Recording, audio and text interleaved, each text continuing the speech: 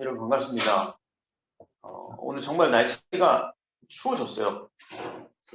가을인지 겨울인지 잘 구별이 안 되는 그런 좀 시기인 것 같습니다.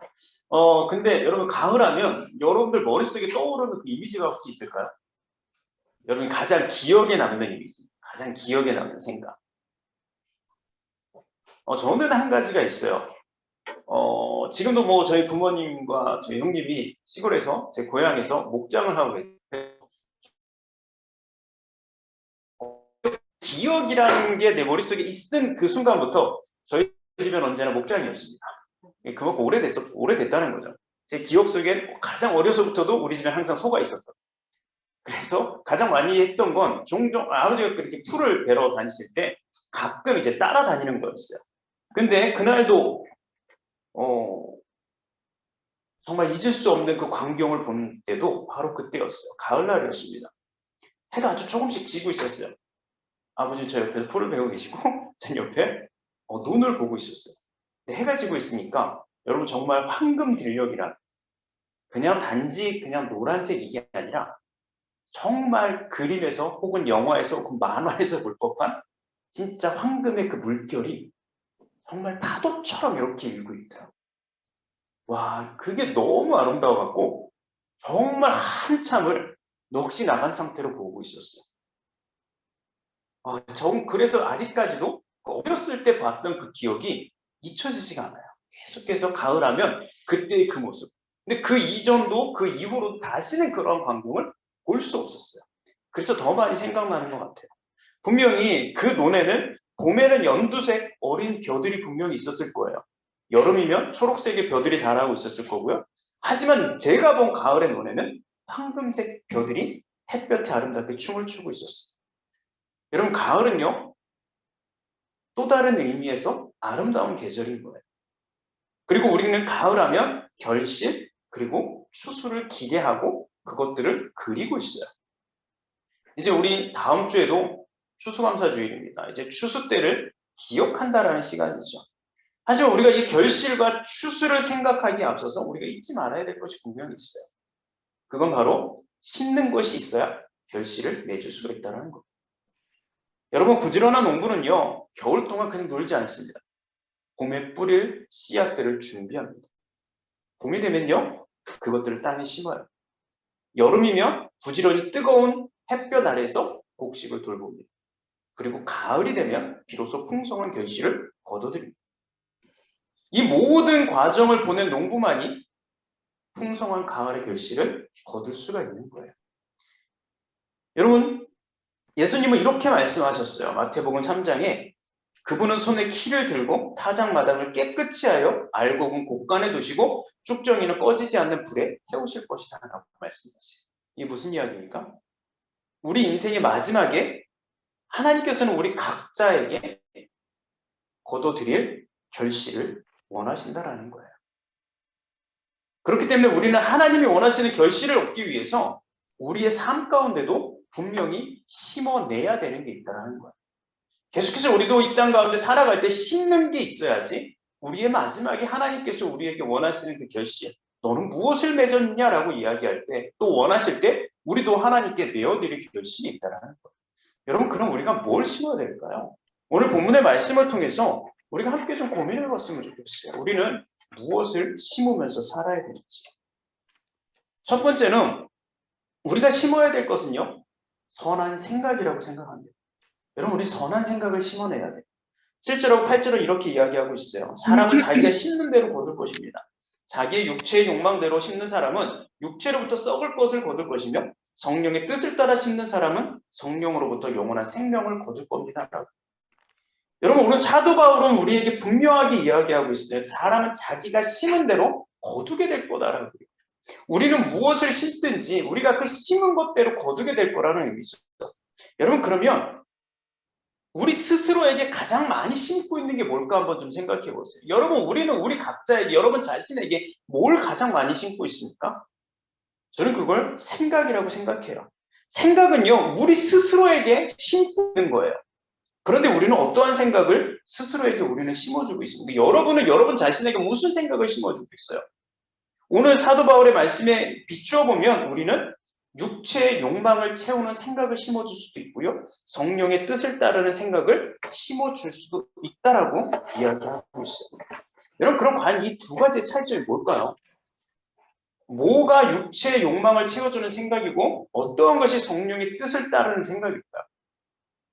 여러분, 우선 나의 욕망을 채워주는 생각은요, 내 마음과 내 눈과 내 삶, 내 모든 것을 만족하고 자랑할 거리를 만들어내게 하는 생각인 거예요. 여러분, 그리고 반대로 성령을 따르는 생각은요, 근본적으로 내가 누구인지 어떠한 삶을 살아야 하는지를 고민하는 생각을 심어주는 거라고 생각합니다. 여러분, 즉 나의 욕망을 채워주는 생각은요, 전적으로 나만을 바라보는 관점의 생각인 거예요. 내가 나를 어떻게 바라보는지, 내가 어떻게 사람들에게 비춰지길 원하는지, 세상에 어떠한 모습으로 비춰지길 원하는지 바라보는 그 생각. 그리고 성령의 뜻을 따르는 생각은요, 하나님이 바라보시는 관점으로 나를 보는 것. 내가 나를 보는 게 아니라 하나님이 나를 바라보시는 생각으로 바라보는 관점.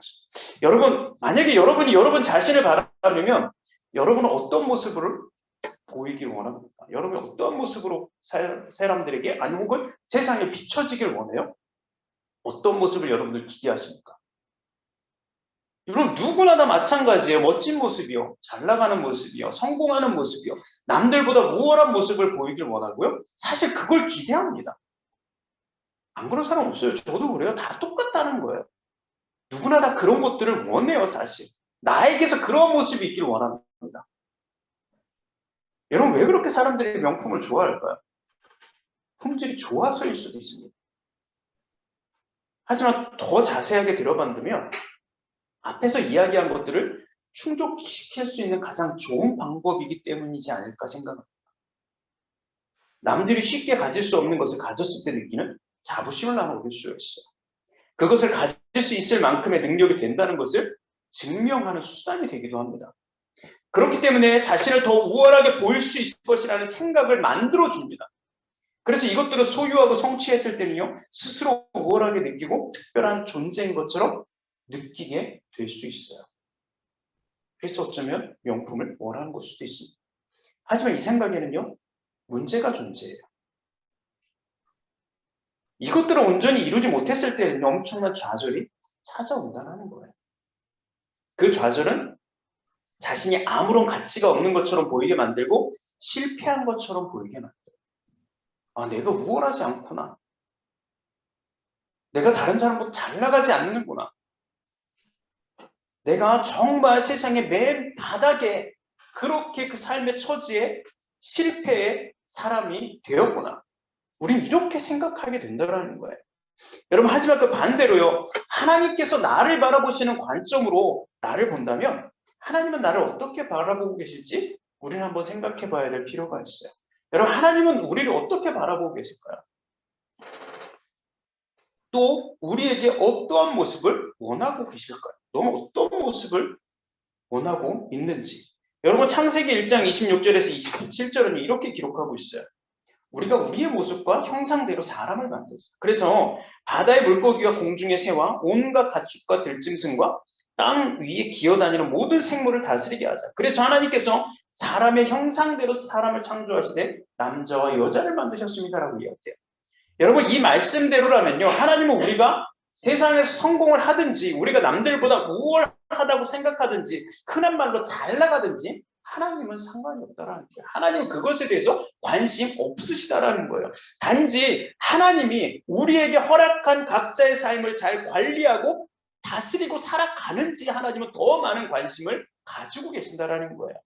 남들보다 우월해 보이거나 특별해 보이지 않아도요, 하나님은 나에게 주어진 것을 잘 관리하고 잘 다스리고 잘 살아가는 모습을 우리에게 원하시고 그렇게 살아가는 이들을 향해서 아주 기쁜 마음으로 바라보고 계신다라는 거예요. 그냥 잘 나간다, 성공했다, 너 진짜 남들보다 우월하구나가 아니라 너에게 맡겨져 있는 것, 너에게 주어진 것, 네가 지금 잘 관리하고 있니? 네가 잘 다스리고 있니? 잘 보살피고 있니? 이 마음을, 이 생각을, 이 관점을 하나님은 우리에게 그렇게 바라보고 있다라는 거예요. 여러분, 그렇기 때문에 우리는 이 생각을요, 우리 자신에게 심어줘야 된다라는 거야. 우린 그냥 난 우월하지도 않고 특별하지도 않고 난 실패했고 성공하지는 못했고 이 생애는 진짜 끝이야 라는 생각을 우리 스스로에게 심어주는 게 아니라 하나님께서 나에게 바라보시는 그 관점, 나를 바라보시는 관점으로 우린 그 생각을 심어줘야 돼요. 바로 뭐라고요? 나는 나의 인생을 잘 살아가고 있는 거구나. 하나님은 나에게만 특별한 삶을 허락해 주셨고 특별한 삶이구나. 여러분 다 여러분들의 삶은 진짜 하나님께서 여러분 각자에게 주신 다 다른 특별한 삶. 그리고 나는 그 삶을 살아가는 나는 정말 특별한 존재구나. 이 생각을 여러분 우리 스스로에게 심어줘야 된다. 내가 계속 그렇게 나를 좌절하고 나를 그렇게 내가 성공하지 못했고 내가 그렇게 우월하지 못했다의 생각을 심는 삶이 아니라 하나님이 나를 바라보는 그 관점에서 너는 진짜 특별해. 넌 진짜 너밖에 살 수 없는 삶을 살아가는 존재야. 그게 바로 하나님께서 허락해 주셨고 내가 진짜 해야 될 것은 나에게 주신 이 삶을 잘 관리하고 내가 잘 다스리고 살아가는 거야. 그렇게 살아갈 때 하나님은 정말로 나를 기쁘시게 여기고 진짜 나를 소중하게 여기시고 진짜 마지막에 너는 무엇을 나에게 주길 원하냐. 주님이 나에게 이것들을 이 삶을 허락해 주셨을 때 나는 이 주님이 주신 선한 생각을 나의 삶에 심었고 나는 그 생각을 하나님께 살아드렸습니다. 내어드릴 수 있다는 거예요. 여러분 오늘 바울은 바로 이것을 이야기하고 있어요. 선한 생각을 심으십시오. 그냥 좋은 생각만 심는 것이 아니라 하나님이 너를 어떻게 바라보고 있는지 그 생각을 너 자신에게 계속 심어줘. 자, 그리고 우리가 두 번째로 심어야 될 건 뭡니까? 그건 바로 선한 말이라고 생각합니다. 여러분 잠언 18절에는요 이런 이야기가 있어요. 말은 음식이 배를 채워주는 것처럼 그 영혼을 만족시킨다. 곧 입술에 바른 말이 사람을 만족시킨다. 혀는 살리기도 하고 죽이기도 하는 힘을 가졌으니 혀를 놀리기 좋아하는 자는 그 대가를 받을 것이다. 여러분 하나님은요 말씀으로 세상을 창조하십니다. 그리고 앞에서도 성경을 찾아봤지만 사람은요 하나님의 형상으로 만들어졌어요. 우리가 다른 동물들과 가장 큰 차이점이 있다면 바로 이것일 것입니다. 우리는 하나님의 형상을 가지고 있는 사람, 존재. 단순히 뭐 사람들이 이야기하는 과학자들이 이야기하는 것처럼 뭐 우린 다 똑같은 포유류입니다. 뭐 아닙니다가 아니라 하나님의 형상을 가지고 있는 존재와 하나님의 형상을 갖지 않은 존재. 그것이 저는 가장 큰 차이점이라고 생각해요. 그리고 이 하나님의 형상이 우리에게 들어있다는 것은요. 바로 하나님께서만 우리에게 허락해 주신 언어를 사용할 수 있는 특별한 능력이 있다는 거예요. 물론 동물들 가운데서도요. 서로 간에 의사소통을 할 수 있는 동물들이 있어요. 하지만 인간처럼 자유롭게 자신의 생각과 마음 등을 표현하고 전달하고 소통할 수 있는 존재는 없습니다. 여러분 그 이유는요. 바로 하나님의 형상이 하나님만이 가지고 계신 그 특별한 능력이 우리에게 주어졌기 때문이에요. 그렇기 때문에 우리는 이 말을 잘 심는 삶을 살아가야 돼요. 옛날에 할머니, 할아버지가 나들이를 가게 됐어요. 한참을 걷는데 할머니가 너무 힘든 겁니다. 피곤한 거예요. 그래서 할아버지한테 이야기합니다. 영감, 나 좀 업어줄 수 없어? 이러니까 사실 할아버지는 조금 이 할머니를 업어주기가 싫었습니다. 근데 알잖아요. 부인만 안 들으면 나중에 어떻게 된다는 걸 알기 때문에 그 잔소리가 듣기 싫어서 억지로 할머니를 업어줬습니다. 근데 할머니가 조금 좀 미안했어요. 영감 난 무겁지? 그러고 물어봤습니다. 그러자 할아버지는 이렇게 대답했습니다. 그럼 무겁지? 할머니가 야 내가 왜 무거워? 뭐라고 할게요? 머리는 돌덩이지 얼굴은 철판이지 간은 부었지. 그러니까 무겁지? 이러고 지나갔어요. 돌아오는 길에 할아버지가 다리를 다쳤습니다. 할아버지가 이야기합니다. 할머, 나 다리 다쳤어. 나 다리가 너무 아파. 나 좀 업어줘. 할머니가 갈 때 자기가 업힌 것도 있고 해서 미안한 마음에 할아버지를 업었습니다. 근데 미안한 할아버지가 나 무겁지라고 이야기하면 또 할머니가 똑같은 대답을 할까봐 반대로 얘기합니다. 나 가볍지. 그러자 할머니는 당연히 가볍지. 아니 내가 왜 가벼워? 할머니 이렇게 이야기합니다. 머리는 비었지, 입은 싸지, 허파엔 바람만 가득 찼지. 그러니까 가볍지. 여러분 우스운 이야기입니다. 하지만 여러분 우리 이 이야기를 잘 새겨들을 필요가 있다고 생각해요. 우리는 어떠한 말을 심든지 그 말이 우리의 삶에 그대로 자라게 될 것이기 때문에 그렇기 때문에 우리는 선한 말을 심어야 돼요. 선한 말이란 건요. 단순히 그냥 긍정의 언어가 아니라고 생각해요. 다 잘 될 것이라는 희망의 언어만도 아니라고 생각합니다. 선한 말은요. 하나님이 우리 마음에 심어주시는 말씀이에요. 용기를 잃었을 때 우리에게 주셨던 그 용기에 대한 그 말씀. 희망을 잃었을 때 우리에게 주셨던 그 희망의 말씀. 행복했을 때 우리에게 주셨던 감사의 말씀이 우리의 입으로 다시 선한 말로 세상에 심겨져야 된다는 거예요. 그냥 무조건 잘 될 거야. 너 참 뭐 좋은 일 이런 것들이 아니라 하나님은 내가 힘들었을 때 하나님이 나에게 해주셨던 그 위로의 말씀이 있다면 우리가 세상을 향해서 그 아픔을 외로움을 당한 이들에게 그 사랑의 말로 우리가 다시금 심어줄 수 있어야 된다는 그것이 바로 선한 말이에요.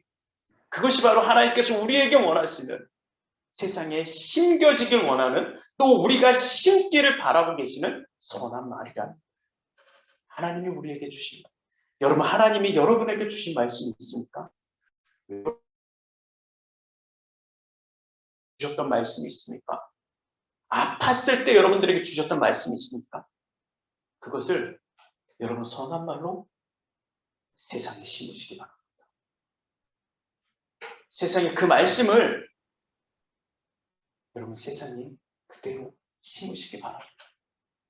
그렇게 계속해서 선한 말로 세상을 심게 되었을 때 우리는 하나님께서 결실을 거두실 때 내어드릴 수 있는 것이 있게 된다는 거예요. 여러분 그럼 마지막으로는요. 우리가 심어야 될 건 선한 행동이에요. 오늘 10절은 이렇게 기록하고 있어요. 기회가 닿는 대로 모든 사람에게 선한 일을 해야 합니다. 여러분 우리는 나에게 선한 생각을 심고 선한 말을 심으며 선한 행동을 심어야 됩니다. 그건 그냥 선한 행동이란 건 가난한 사람을 돕는 일일 수도 있고요. 아픈 사람을 돌봐주는 걸 수도 있고요. 외로운 사람에게 찾아가주는 것일 수도 있어요. 또 도덕 시간에 배울 수 있을 법한 그 모든 행동을 하는 게 선한 행동일 수도 있습니다. 하지만 단순히 이것들만 행하라고 오늘 성경이 우리에게 말씀하고 있다고 생각하진 않습니다. 이런 말씀은 성경은 아니더라도요. 인간의 도리를 알려주는 다른 곳에서도 충분히 들을 수 있는 말이기 때문에 그리고 세상의 많은 종교에서도요. 똑같은 가르침을 주고 있어요. 선하게 살아라. 착하게 살아라. 선을 행하라라고요. 모든 종교와 똑같이 이야기합니다. 그래서 사실 하나님을 믿지 않고 다른 신을 믿더라도요. 선한 행동을 하고 사는 사람들은 너무나도 많이 있습니다. 그렇다면 여러분 우리가 심어야 될 선한 행동은 과연 뭘까요? 뭐가 선한 행동일까요? 그건 바로 믿음에 기반을 둔 행동이어야 한다는 거예요. 여러분 야고보서 2장에 이렇게 이야기해요. 우리 조상 아브라함은 그의 아들 이삭을 제단에 바침으로써 그가 행한 일로 의롭다 하심을 받았습니다. 이렇게 행동으로 믿음이 완전하게 되었습니다. 여러분 무슨 이야기냐면 바로 우리가 심어야 될 선한 행동이라는 것은요. 내 믿음에 합당한 대로 하나님께서 우리에게 주셨다고 믿어지는 분명한 약속을 믿고 그것을 따르는 행동을 이야기하는 거예요. 여러분 야고보가 말씀하고 있는 것처럼요. 아브라함은 자신의 아들을 제단에 바치는 것으로 그렇게 증명했고요. 모세는 어떻습니까? 이스라엘 백성을 이집트에서 이끌어내는 것으로 여호수아는 가나안 땅을 정복하는 전쟁으로 룻은 자기의 시어머니를 끝까지 부양하는 것으로 호세아는 부정한 여인을 부인으로 맞이하는 것으로 자신들의 선한 행동을 심어냈습니다. 그리고 그것으로 하나님께 드릴 결실을 맺어드렸어요. 선한 행동이란 건 단순히 착하게 사십시오. 도와주십시오. 이런 의미가 아니라 진짜 여러분들이 하나님께서 여러분에게 말씀하신 그것에 대한 믿음의 결단이 있는 행동이 무엇입니까? 그것들을 행하십시오. 라고 이야기하는 거예요. 하나님은 우리에게도요, 앞에서 이야기한 이 성경에 나와 있는 사람들처럼 선한 행동을 세상에 심기를 원하세요. 지금 하나님이 여러분에게 심기 원하시는 믿음의 기반을 둔 그 선한 행동이 무엇일까요? 각자 한번 생각해 봐야 돼요. 여러분 떠나는 걸까요? 남는 걸까요? 더 공부를 하는 걸까요? 공부를 그만두는 걸까요? 새로운 일을 찾아야 하는 걸까요? 알 수 없어요. 뭐가 나에게 하나님께서 원하시는 그 믿음의 기반을 둔 행동인지는 모르겠지만 우리는 그것을 찾고 그 행동을 심어야 돼요. 하나님은 우리가 그 결실을 맺기 원하시기 때문에 하나님 지금 내가 믿음으로 심어야 될 행동이 무엇일까요? 내가 결단하고 따라가야 될 그 행동 무엇일까요? 그 심어야 될 게 무엇일까요? 우린 계속해서 질문하고 계속 기도하고 계속해서 그 답을 찾아가며 우리가 그것들을 심는 삶을 살아가야 되는 거예요. 이제 말씀을 정리할게요. 브라이언 카버노프의 씨 뿌리는 사람의 씨앗이라는 책에는요, 이런 이야기가 나와요. 한 농부가 있었어요. 하루는 도끼를 그 농부가 잃어버렸습니다. 근데 한참을 찾다가 찾지 못했어요. 근데 의심이 되는 사람이 있어요. 이웃집 청년이. 아무래도 얘가 갖고 간 것 같아요. 그 의심을 가지고 시작하니까 그 모든 행동이 의심스럽습니다. 정말로 이 청년이 가만히 보니까 도둑처럼 움직여요. 도둑처럼 말하고 도둑처럼 행동하는 거예요. 그런데 진짜 이 청년이 도끼를 가져갔을까요? 아니요, 안 가져갔어요. 나중에 보니까 자신의 밭에서 자신의 도끼를 찾았어요. 그러고 나서 이웃집 청년을 보니까 그 청년은 도둑처럼 걸었던 게 아니라 다른 청년들과 똑같은 모습으로 걸었고 다른 청년들과 똑같이 말하고 다른 청년들과 똑같이 행동하고 있다는 것을 발견하게 돼요. 여러분 이게 무슨 이야기일까요? 지금 우리는 어떤 말을 심는지 어떤 행동을 심고 있고 심기를 원하고 있는지 여러분 우리는 무엇을 심든지 그 심었던 것대로 우리는 바라볼 수밖에 없다는 거예요. 의심을 심었으면 우리는 의심을 거둘 수밖에 없고 악한 것을 심었으면 악한 것을 거둘 수밖에 없다는 거예요. 선한 것을 뿌렸으면 선한 것을 거둘 수밖에 없다는 이야기예요. 우리 바라기는요. 하나님이 바라보는 생각을요. 하나님이 우리에게 넣어주시는 그 말씀의 언어를 하나님이 주신 그 믿음에 기반한 행동을 우리가 좀 잘 심었으면 좋겠습니다. 그래서 하나님께서 원하실 때 아름답게 결실을 내어드리는 우리의 삶이 되었으면 좋겠습니다. 이 시간 우리 같이 함께 기도하며 원합니다. 하나님 정말 우리가 선한 생각을 먼저 우리 스스로에게 심길 원합니다. 하나님이 우리에게 주셨던 그 말씀들을 우리가 선한 말로 세상에 심기를 원합니다.